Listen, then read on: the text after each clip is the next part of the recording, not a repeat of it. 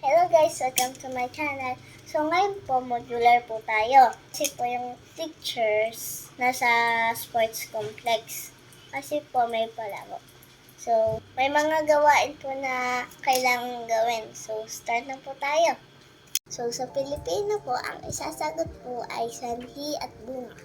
Sa English naman po, ang gagawin ay R po kapag ang sentence po ay nagpapakita ng totoong nangyari. At M naman po kung made up or gawa-gawa lang po. Para naman po sa ESP, gagawa naman po tayo ng dasal para po sa pagpapasalamat sa karapatang tinatamasa po natin. So, maraming salamat po sa mga binigay niyo pong karapatan sa akin. At ito po yung isilang at magkaroon ng pangalan, magkaroon ng payapang tahanan, pagkain, damit, magkaroon ng sapat na edukasyon, at kumain ng masustansyang pagkain.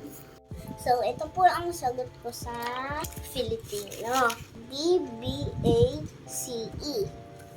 Yun naman po ay, so ito po ang sagot ko sa English. M-R-R-M-R.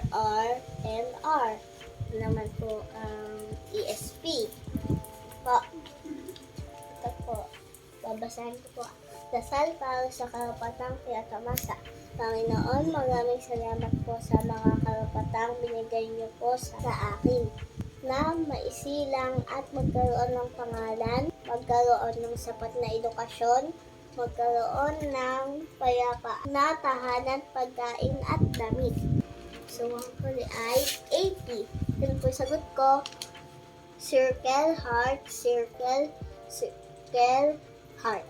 So, tapos na po tayo sa 80. So, that's all. Bye. Thank you so much po sa panood.